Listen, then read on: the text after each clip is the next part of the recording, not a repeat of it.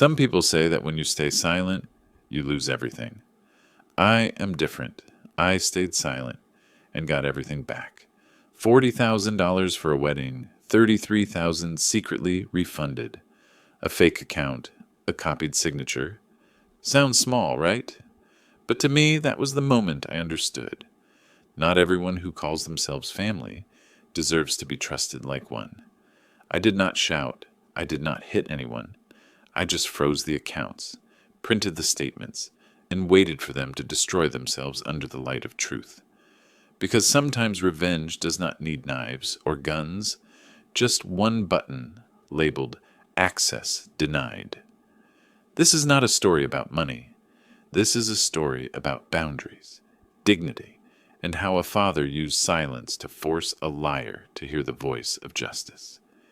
If you have ever been hurt by someone you love, remember, silence is not weakness. It is how the strong wait for the truth to speak for itself.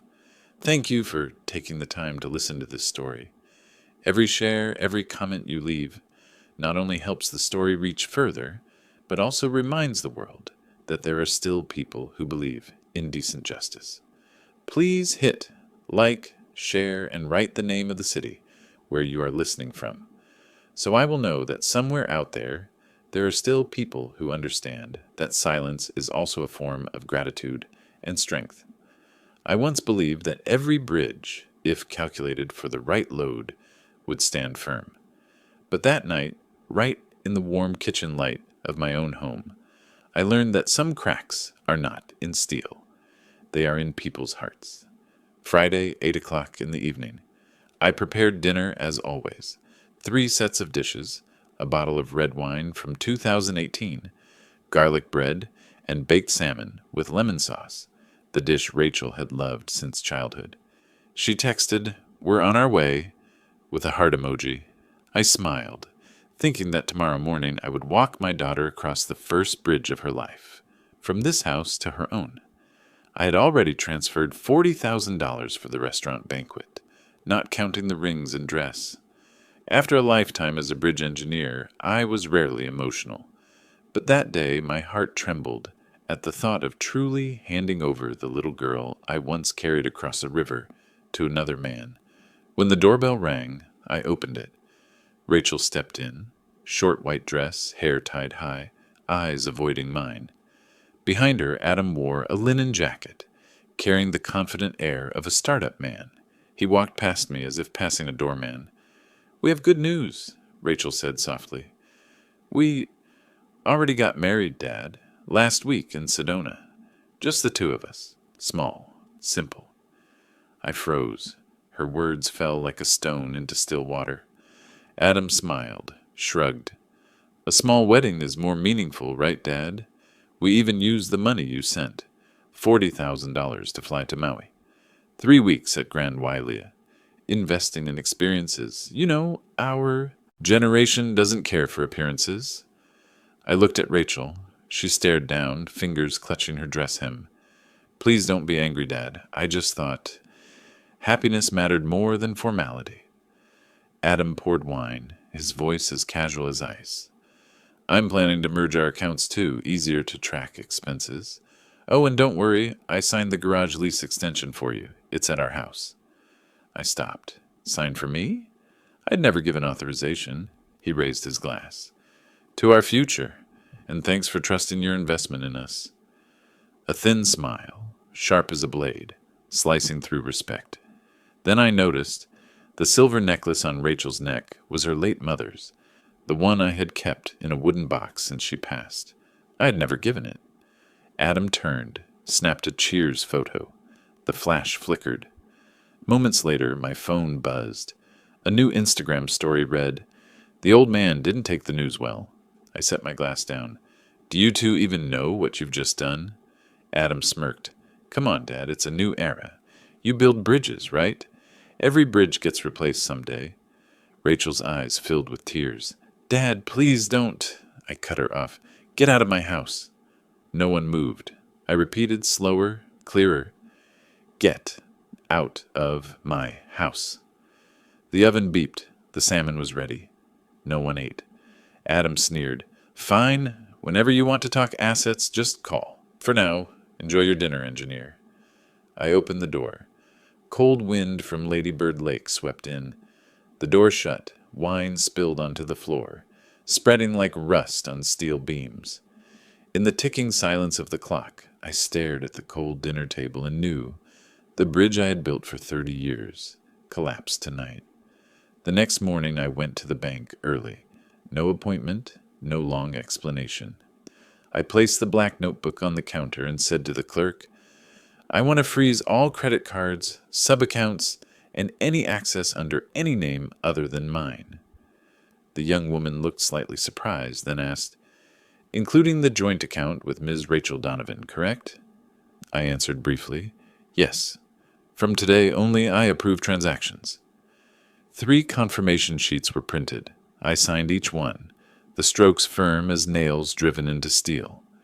When finished, I added, also lock all auto payments, mortgage, insurance, tuition, cars. She noted it down and confirmed, everything will be blocked within 30 minutes. I nodded, thanked her, and left. That noon, while I was eating at a nearby cafe, my phone rang. Rachel's name appeared. As soon as I picked up, her voice rose.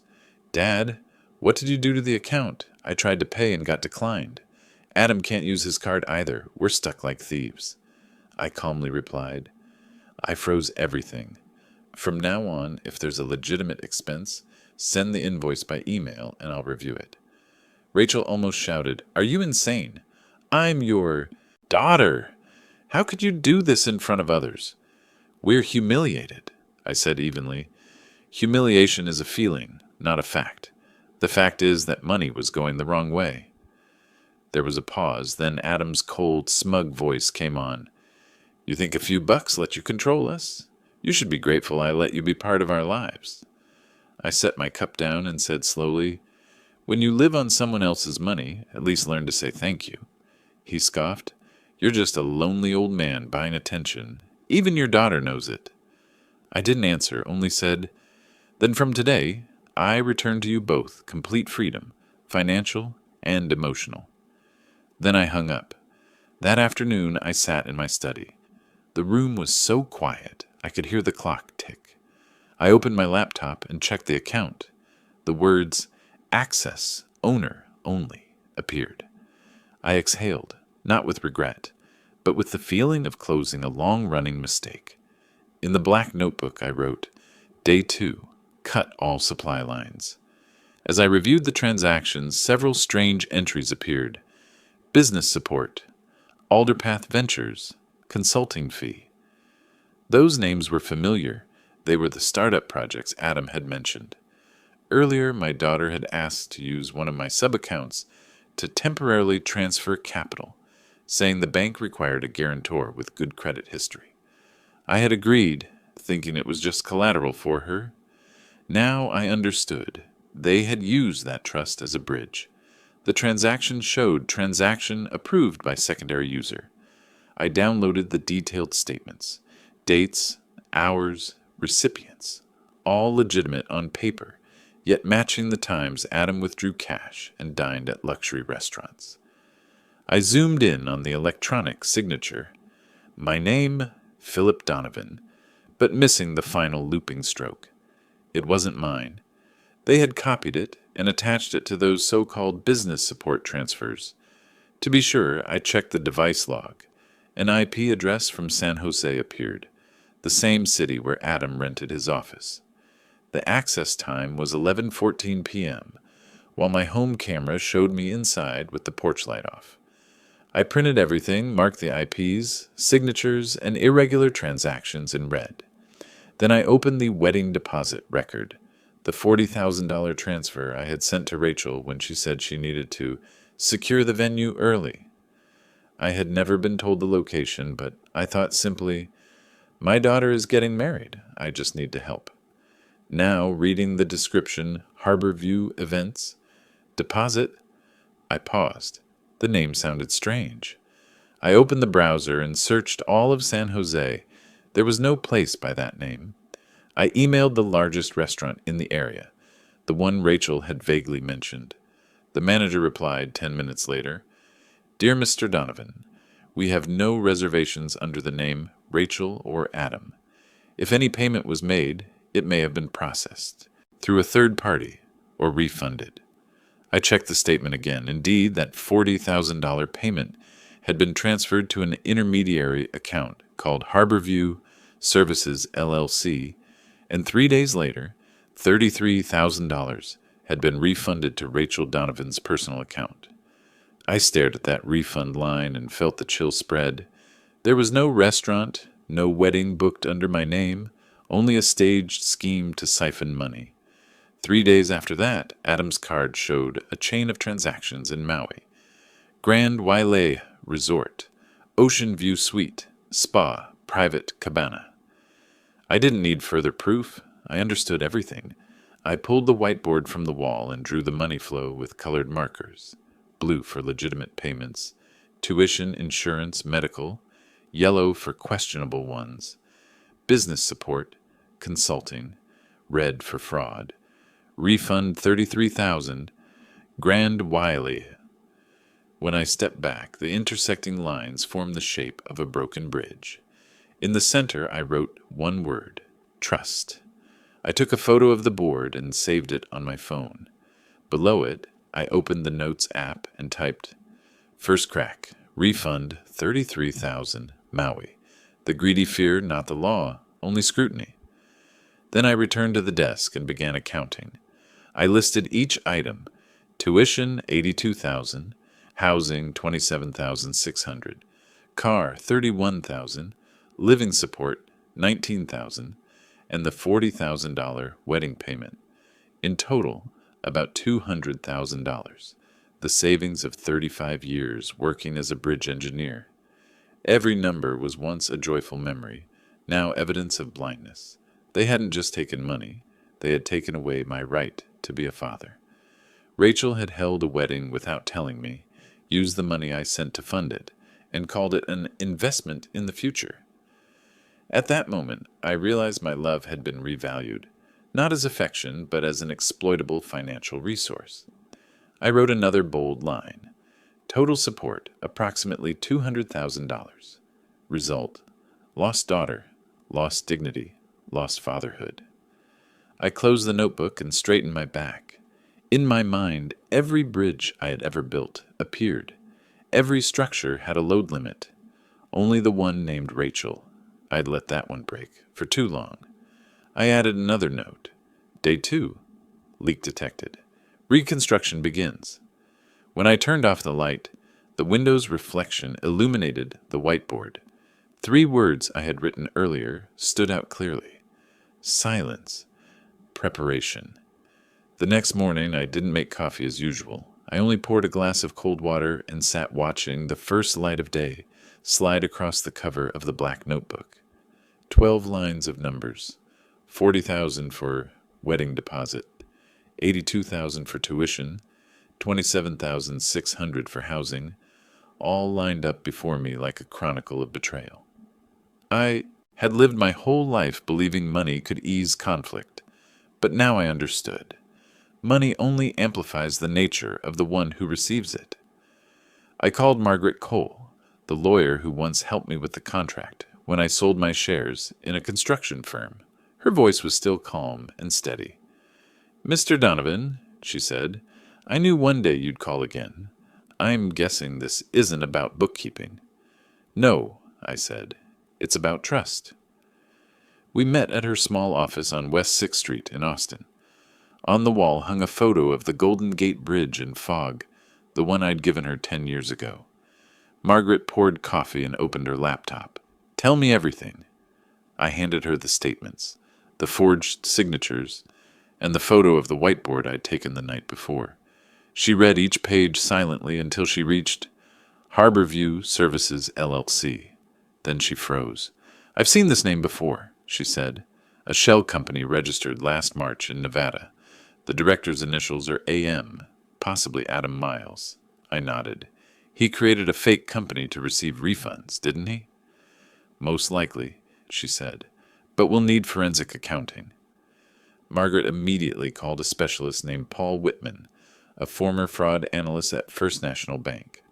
Paul, I'm sending you files via a secure link. I need a report within 7 days.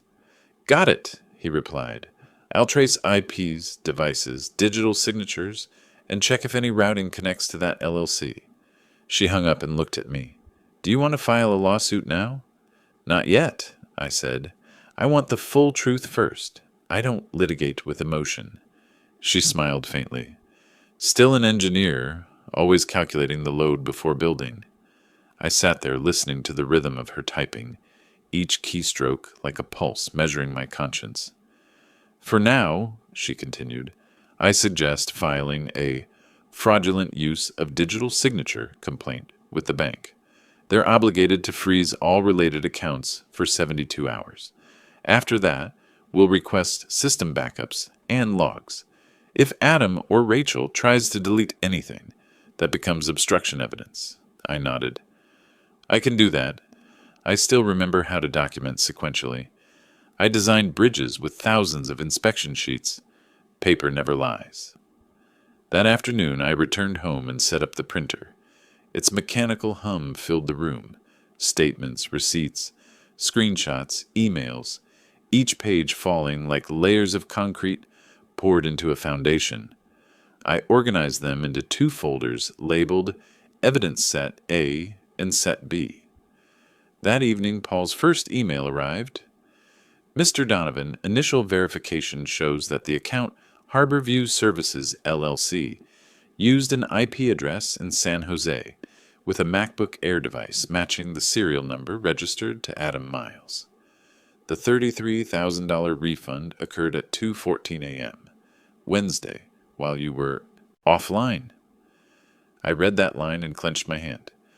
No doubt remained. My son-in-law had engineered the entire game. I printed the email, filed it into Set A, then opened my laptop to write to Rachel. My daughter, I have verified and obtained documents confirming unauthorized transactions from the account under your and Adam's names. I say this not to accuse, but to remind you, silence is not complicity. If you wish to explain, do so in writing, not by phone. 3 hours later, her reply came, You're destroying my family. Adam was just trying his luck. It's not a crime. You're blowing everything up. No apology, no remorse, only blame. I turned off the screen and stepped outside. The sunset cast a bronze glow over the old wall. I recalled what Margaret said as we parted. Justice doesn't start in court, Mr. Donovan. It starts when you stop paying those who don't deserve it. I sat down, opened the black notebook, and wrote a new line. Day 3. Submitted file to Margaret Cole. Note. Begin freeze and monitor, LLC. I looked toward the wooden bridge in my yard where I used to store tools. Years ago, I had taught Rachel. Every bridge has a load limit. Exceed it, and it collapses. Now, I was the one relearning that lesson. Around 9 p.m., Paul's second email arrived. Mr. Donovan, the bank has approved a CCTV pull under internal fraud protocol, based on the complaint and your data access authorization signed this afternoon. Attached is the blurred video clip with still frames and teller transaction notes. I opened the file. In the blurred footage, Adam approached the counter holding a paper with the bank's logo. I couldn't read his lips, but Paul had extracted the interaction notes from the bank's internal system. Customers stated, My father-in-law authorized this. This is the confirmation to add secondary access. Teller reviewed the scanned signature, verified visually. Below it was a scanned document with my electronic signature, low resolution, missing the final loop. Clearly, a copy. Paul's annotation read, Signature likely copy-pasted from another document. Vector mismatch. Not a valid e-sign within the bank's workflow. Thus, the video and metadata came directly from the bank after Margaret filed the fraudulent use of digital signature report, and I authorized Paul to work with the fraud division. The clip merely supported. The decisive proof was the internal interaction record and the scanned form linked to the transaction. I leaned back. There was no room left for speculation. The procedures, logs, and documents all pointed one way. From this moment, the burden of proof was no longer mine. I closed the laptop and poured a small glass of whiskey. The amber light reflected off the glass. I raised it and looked straight at my reflection in the window. Day 3, not the end, just the beginning of justice. Thursday morning. The sky was dull gray, a thin fog resting over the street that led downtown. I woke early, skipped breakfast, drank a sip of cold water, and carried the 2 folders labeled Evidence Set A and Set B. On my way to the bank, I received a message from Paul Whitman. The bank has opened an internal investigation ticket, code FND 2417. They've invited you to the main branch to meet with the Fraud Control Unit, FCU. I wasn't surprised. Everything was moving exactly as planned. When I entered the lobby of First National, the air was still, filled only with the sound of counting machines and the faint aroma of coffee from the staff corner. The fraud control office was on the 2nd floor, with walls of frosted glass, a small sign reading, "Restricted access, authorized clients only." A young employee led me into a conference room where Margaret Cole was already waiting with 2 men in white shirts, wearing badges labeled Compliance Officer. "Mr. Donovan, thank you for coming," one of them said, introducing himself as Jason Reed. "We've reviewed the documents you submitted through Attorney Cole. The purpose today is to confirm your freeze authorizations and outline the data collection procedure." Margaret nodded and slid the folder across the table. "This includes IP logs, the forged signature, and the CCTV pull extracted by Mr. Whitman. Mr. Donovan wants to ensure all secondary accounts are suspended before any new transactions occur." Jason turned to the large screen, typed a command, and the words, "Access suspended secondary user," appeared with a countdown timer. 1929:58. I watched those digits, feeling my heartbeat slow to match their rhythm. "In 30 minutes, he said, "all linked auto payments and secondary debits will cease. Then we'll lock the Harborview Services LLC account pending verification." Margaret opened her notebook. "And Monday's video. The official copy will be logged under case number FND 2417A. Jason nodded. "Already filed. The clip is verified by a Panasonic PNXQ20 camera.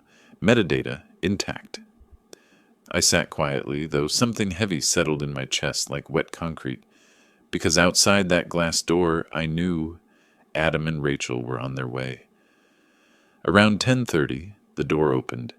Adam entered first, gray suit, slicked hair, wearing that practiced calm. Rachel followed, her face pale and weary. "Unbelievable," Adam said loudly. "We're called in like criminals over a simple family misunderstanding." Margaret didn't respond. She simply pushed a folder of photos toward him. "A misunderstanding?" she said coldly. "You came here with a scanned signature of Mr. Donovan, claiming it was authorized. Would you like to explain that?" Adam froze for a few seconds, then forced a smile. He gave me verbal permission. I was just managing family finances. If he's old and forgets, that's not a crime. Jason Reed looked up, his voice measured and professional. "We don't evaluate memory, Mr. Miles. We evaluate logs. And the logs show your MacBook logging in at the exact time of the transaction. Would you like to provide that device for verification?" Adam went silent. Rachel turned her face away. No one spoke for several minutes. The only sounds were the ticking clock and the soft tone of "access locked, zebras," flashing on the screen. Jason leaned forward. "Mr. Donovan, the bank has frozen all secondary accounts and is preparing to forward the file to the legal department. If you wish to proceed further, we can coordinate full records and a fraud report to the district police." Margaret turned to me.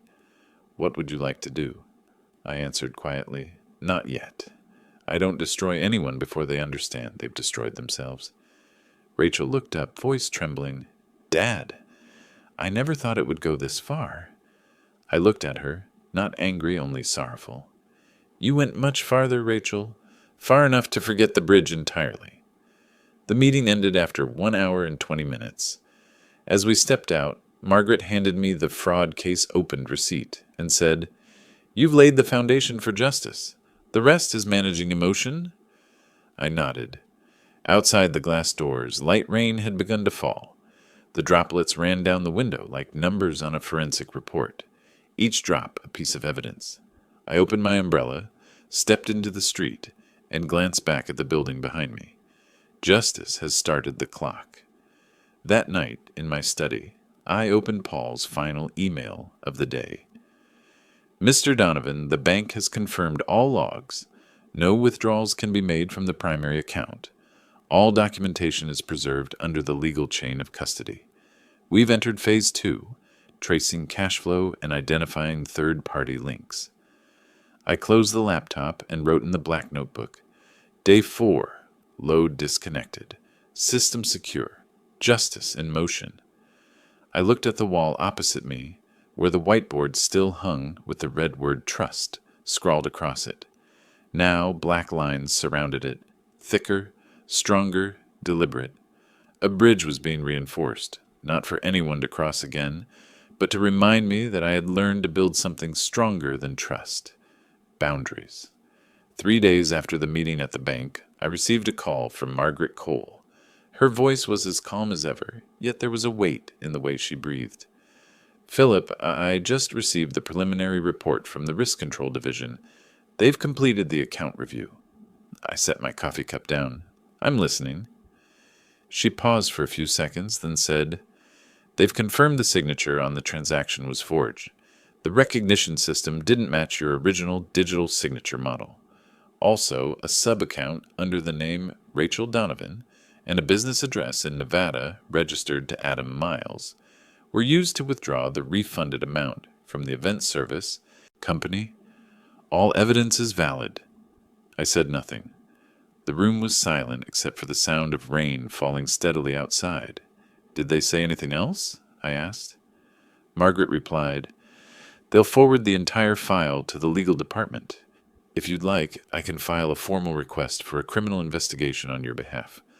But I must warn you, once it starts, it'll go beyond family boundaries."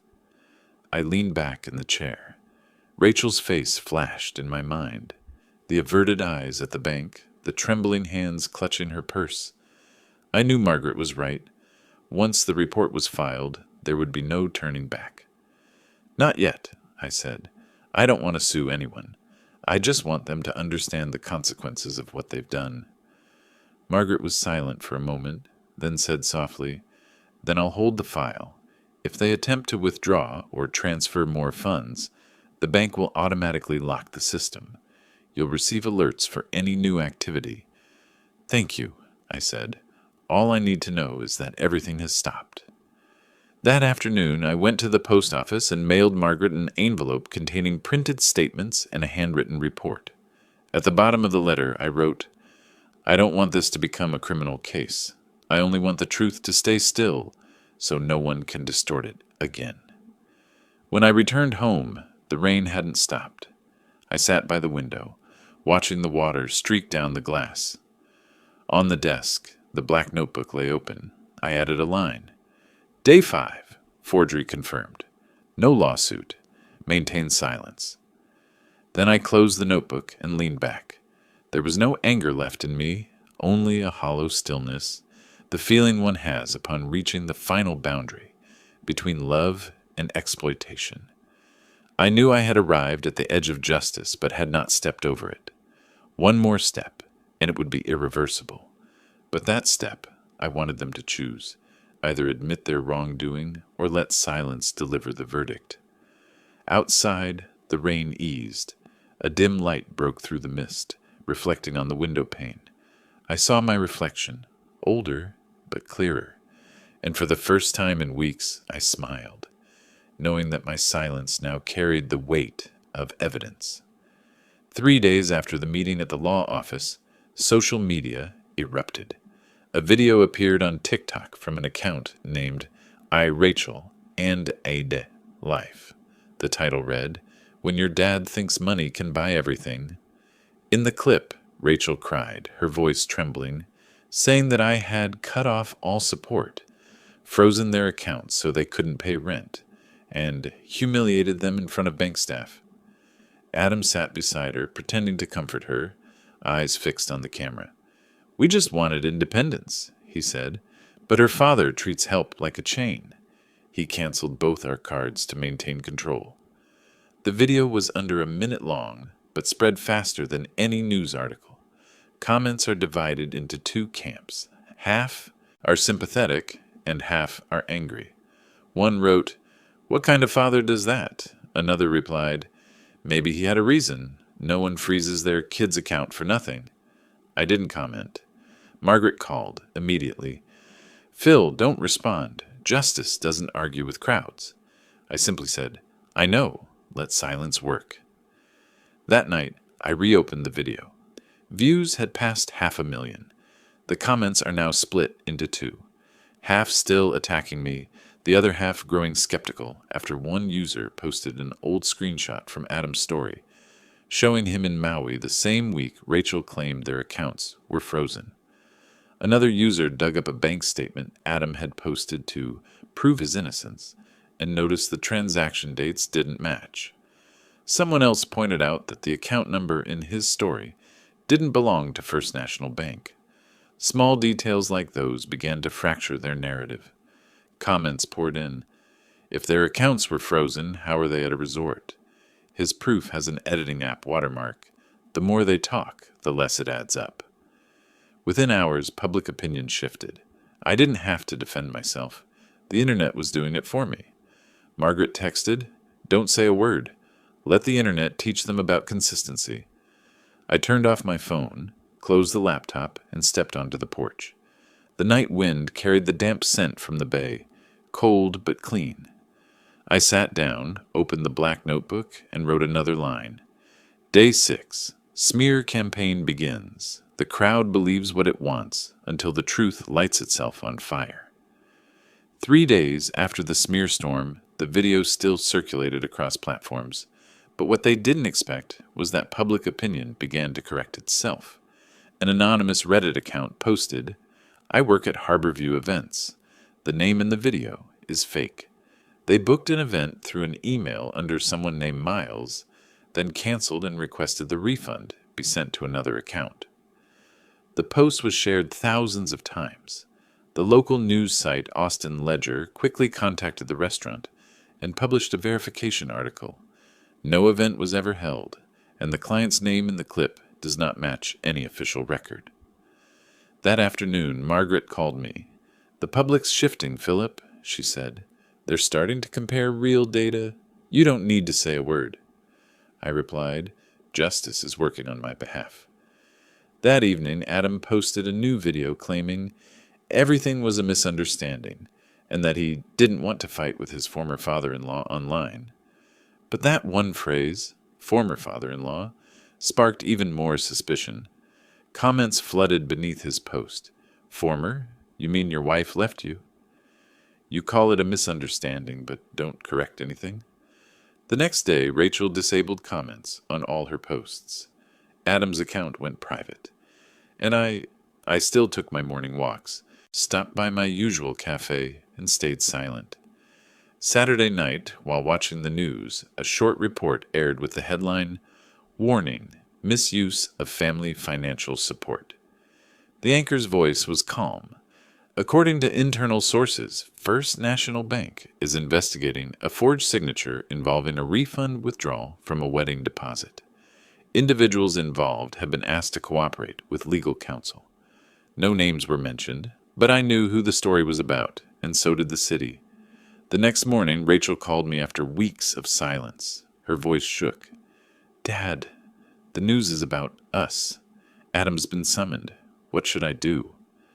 I listened and answered quietly. "Tell the truth, not to the reporters, but to yourself." She cried on the line. I didn't hang up, nor did I console her. I simply let silence flow between us. After she ended the call, I opened the black notebook and wrote, Day 7. The truth found its own way. I said nothing, yet everyone heard it clearly. Thursday afternoon, the Austin sky turned the color of lead. The first storm of the season had begun at noon, relentless and restless, as if someone above were drumming and warning of a confrontation to come. I sat in my study, window cracked open, listening to the rain hitting the metal roof, the scent of damp wood drifting in from the old porch. Beside me, the black notebook caked I opened to yesterday's page. The last line read, "It's time for the truth to have its lawyer." Around 5 o'clock, the gate buzzer rang.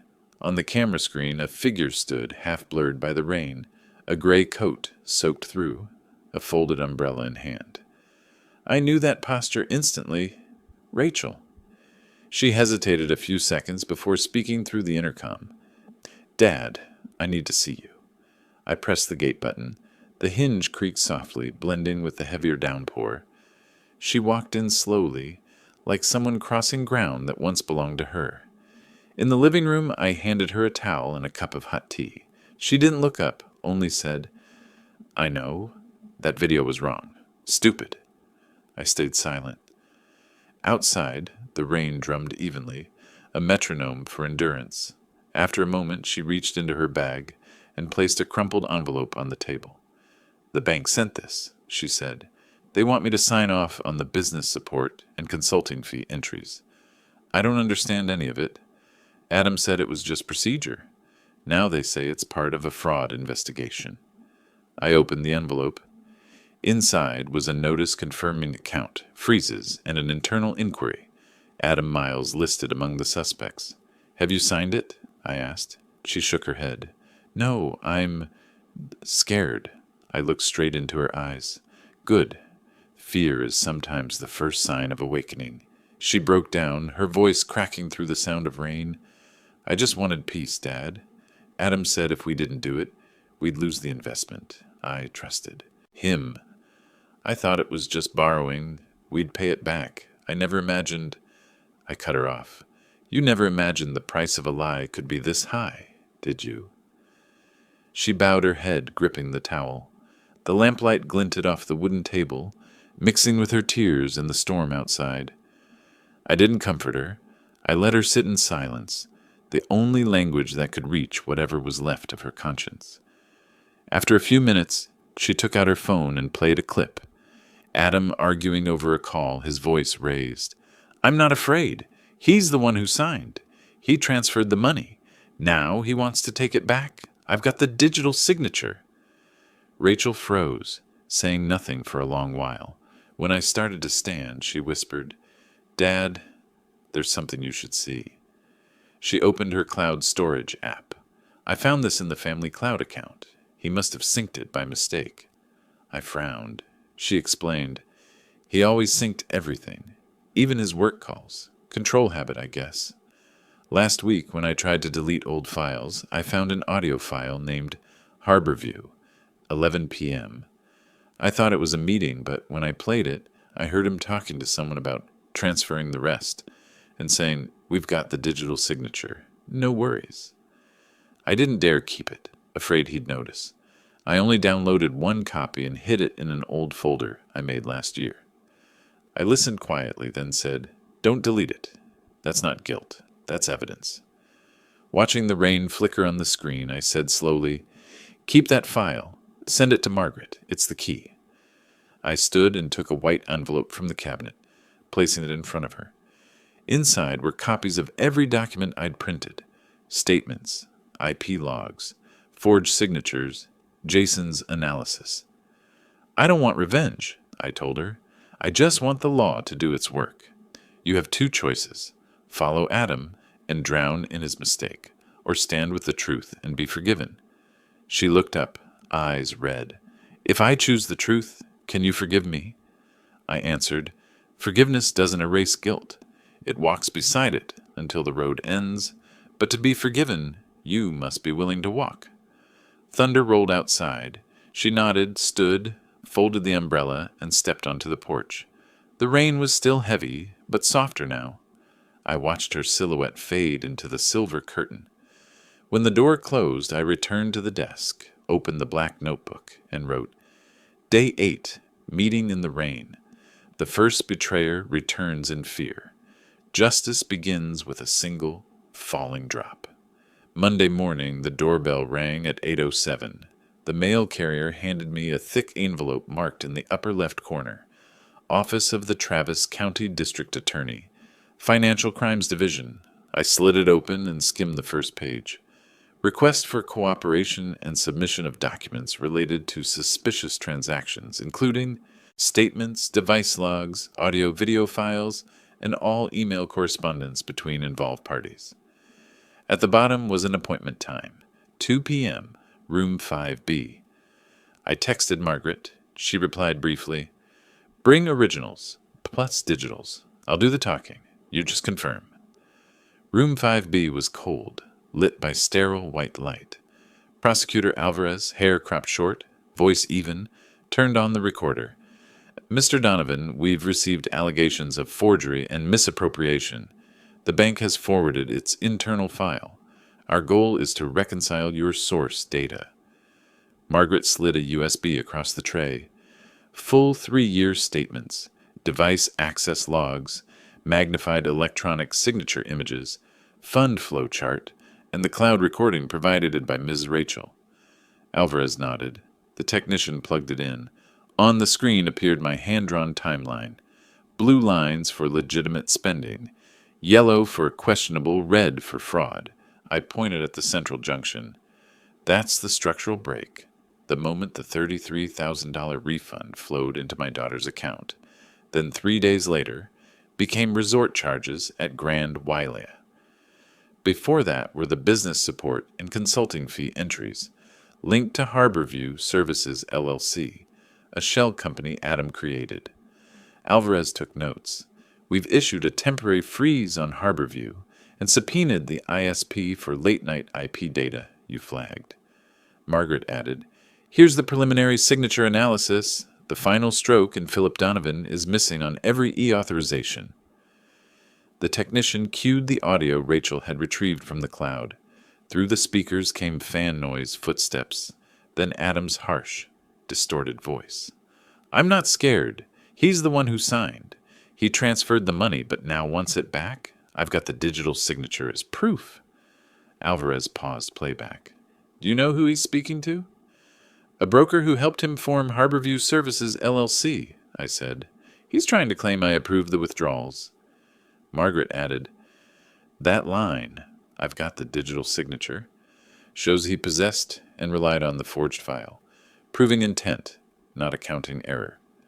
The remaining audio was tense, heavy breathing, a slap on the table, the sound of a man convinced a fake document could save him. Alvarez concluded, "Sufficient grounds for a search warrant on Adam's devices." That afternoon, Rachel entered, seated beside the court-appointed attorney, fingers interlocked. Alvarez's tone softened. "Are you willing to give a sworn statement voluntarily?" She nodded. "Yes." She recounted how Adam said it was just a loan for an investment that Dad would never check, and pressured her once he saw available funds. Asked about Harborview, she answered, "I only heard the name, never saw clients or contracts." Alvarez capped his pen. "Enough to advance a preliminary indictment." That night, Adam posted, "Fake. News. I had verbal authorization." Half his friends defended him. The rest stayed silent. They'd seen the ledger photo I'd displayed at the gala. Margaret texted, "No replies. Let prosecution handle it." I wrote, "Day 9. Justice gets a microphone." 2 days later came the warrant. Alvarez messaged, "Laptop, 2 phones, crypto wallet seized." That evening, a man called. "I'm Mason, Adam's contract accountant. I want to hand over the payroll sheets and expense justification emails." I told him, "Go to the district attorney's office. They'll protect you." The next day, Margaret said, "Good news. Mason confirmed the San Jose IP matches your log. The DA's requesting an extended asset freeze." The preliminary hearing was brief. The judge stated, "This court does not rule on family customs. It rules on records." The freeze remained with witness contact restrictions and a hearing set in 3 weeks. In the hallway, Adam leaned against a column, eyes sunken. Rachel stood apart, and between us stretched an invisible thread named truth. I said quietly, "The bridge's auxiliary span is locked, waiting for new beams." Back home, I sorted folders labeled Bank, Forensics, Witnesses, Digital Devices, Shell Company, and attached a note. Request for prosecution, financial fraud, plus forgery, plus unauthorized access. Restitution. Claim. Recover 40,000 USD plus consulting withdrawals. Witness protection. Rachel plus Mason. Alvarez later reported, Lab decoded the laptop, found a consulting draft unsigned, dated after the 33,000 refund, indicating post-act cover-up. I replied, I'll await the next session. That night, I stepped onto the porch. The rain had stopped, and the street was dry again. I recalled my old mentor's words. Some bridges don't collapse from wind. They fail when the rivets loosen from within. I had seen those loose rivets, smooth business supports, glossy consulting fees, polite smiles. I wrote a new page, bolded, Day 9, prosecution engaged. Evidence speaks for itself. The bridge will replace its beams, not patch them. I closed the notebook.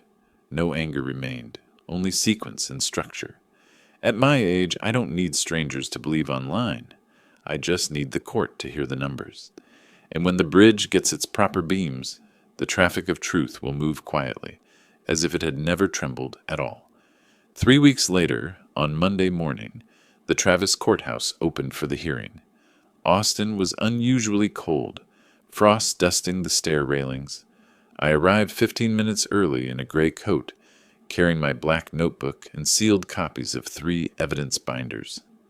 Outside, local reporters crowded at the steps. One recognized me and asked, Mr. Donovan, do you have anything to say before the hearing begins? I only answered, Justice doesn't need a spokesperson. It only needs evidence. Inside, the lights glared white across the long table. Across from me, Adam sat beside his lawyer, a middle-aged man in a black suit with a small lapel pin. Rachel sat in the witness row, head bowed, hands clasped. Alvarez rose, his voice steady, every word honed. Your Honor, the record proves that defendant Adam Miles forged an electronic signature, misappropriated funds, and attempted to legitimize fraudulent transactions through the shell company Harborview Services, LLC. The big screen lit up with the fund flow timeline I had once sketched, now rebuilt by forensic analysts. Red arrows linked the $33,000 refund to the Grand Wailea charges, then split toward Harborview, LLC. Alvarez continued, This model illustrates the money stream provided by the plaintiff. Each transfer is an act, not an error. And this, audio evidence from the family cloud account, submitted by witness Rachel Donovan. Adam's raspy voice filled the room. I've got the digital signature as proof. The chamber fell silent. Alvarez looked up. That line isn't a defense. It's a confession. It shows he knowingly held and used a forged signature to justify the withdrawals. The defense lawyer rose awkwardly. Your Honor, that's a fragment. Context is missing. My client was speaking with a legitimate partner, not conspiring. Alvarez merely nodded to the technician. Play the next segment. A second clip played. Mason, the former accountant, recorded during his DA interview. He told me to change the transaction label to consulting fee. I asked for a contract. He said, don't worry. He'd have a digital signature soon. The courtroom stirred. Alvarez concluded. 2 speakers, 2 contexts, 1 identical lie. The judge asked, Does the defense have a rebuttal? Adam's attorney tried to steady his tone. Your Honor, my client believes this was a misunderstanding using electronic signature tools, not intentional fraud. The judge met his eyes. The court doesn't rule on intentions. It rules on actions. And here, the actions are clear. When the clerk read the decision, Adam sprang up, face pale, turning first to Rachel, then to me. His voice cracked with fury. You two! You conspired to destroy me. You turned on me. Both of you. I lost my company, My name, and now my wife. Are you satisfied? Rachel lifted her head, voice trembling but firm. Adam, stop. I was wrong. I thought it was just wedding money, a small loan we'd repay. You turned it into a crime. It's gone too far. I regret it every day.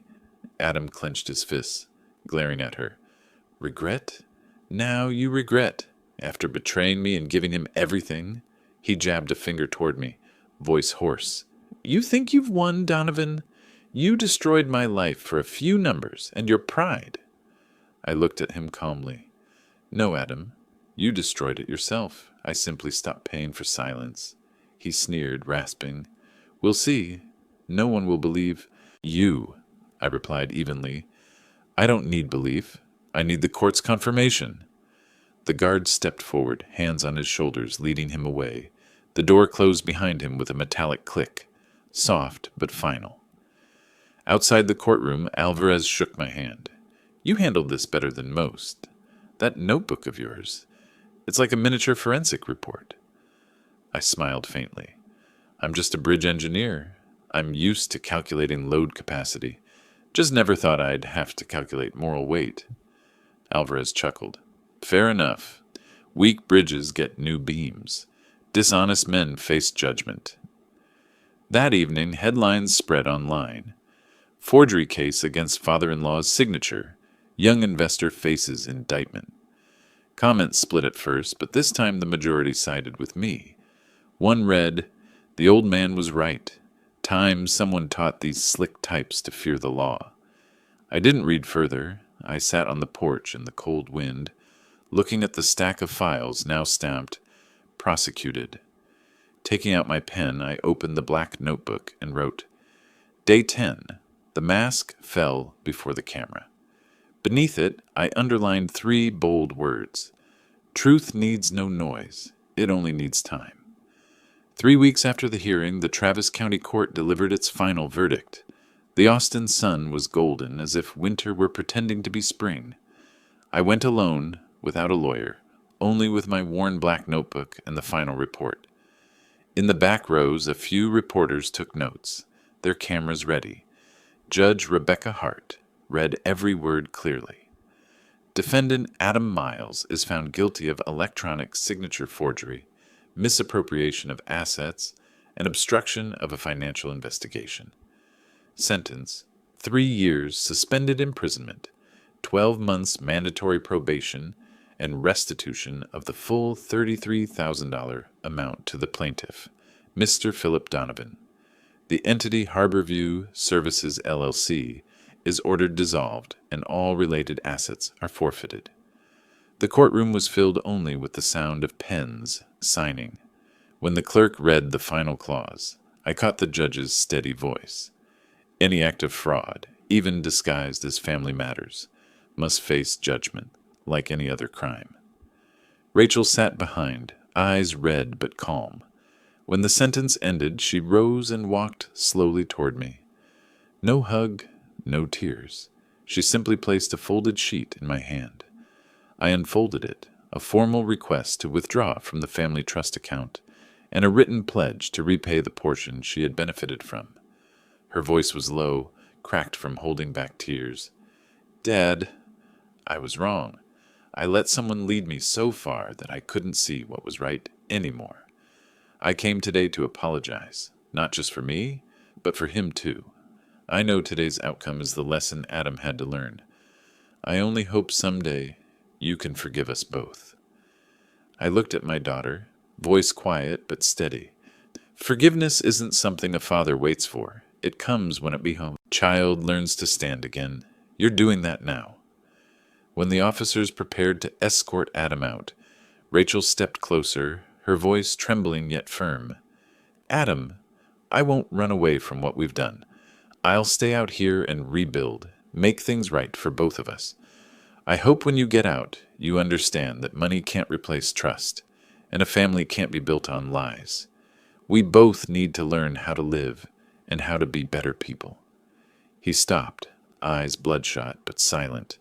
The officers led him away, his steps heavy and slow, like someone finally grasping what real loss means. The afternoon paper ran a short piece. Former Harborview advisor, sentenced for forging father-in-law's signature. Beneath it, one anonymous comment read, "The world already has enough people who know how to make money. What we need are people who know how to return trust." I didn't know who wrote it, but I reread it several times. That evening I came home late. The study still smelled of wood and paper. I filed the last folder on the shelf, labeled it in black, verdict and closure. Then I opened the black notebook that had followed me through 11 long chapters. On the final page I wrote, Day 11, Justice made public. The court has spoken for me. My silence has completed its function. I stepped onto the porch. The Austin night was cool and clear. The streetlight cast my shadow, long against the wall, like a bridge whose beams had finally been replaced. Justice isn't always applause. It's the stillness when no one needs to lie anymore. I closed the notebook, set the pen down, and for the first time in months, turned off the light without feeling the weight of darkness. Because tonight, silence was no longer a weapon. It was a reward. A week after the verdict, I received 2 envelopes, one from Seattle, one from the Travis County Jail. In the first was Rachel's handwritten letter, the pen strokes shaky but neat. Dad, I've found work at a rehabilitation center helping former offenders learn job skills. I've realized that redemption isn't words. It's what you do every day. Thank you for never giving up on me. The second envelope, rougher handwriting, was from Adam. I won't ask for forgiveness, but I will learn to understand what I once called punishment. Thank you for letting justice teach me the lesson I refused to learn, in freedom. I folded both letters and placed them inside the old black notebook. On the cover I added one final line. Silence, when it passes through justice, becomes light. Standing on the porch, I looked toward the Cedar Grove Bridge in the distance. The wind was soft, the Austin sky golden like early spring. Everything was quiet again, not because time erased it, but because truth had returned to its rightful place. If you've ever been betrayed, belittled for choosing decency, don't answer with anger. Answer with truth, with evidence, and with disciplined silence. Because sometimes justice doesn't need shouting. It only needs your patience to the end. Thank you for listening to Philip Donovan, The Weight of Silence. If you believe justice doesn't need noise, press, like, share, and comment the name of your city, so I know where you are on your own journey and what your silence is saying for you. See you in the next story, where another father learns to rebuild his own bridge of justice.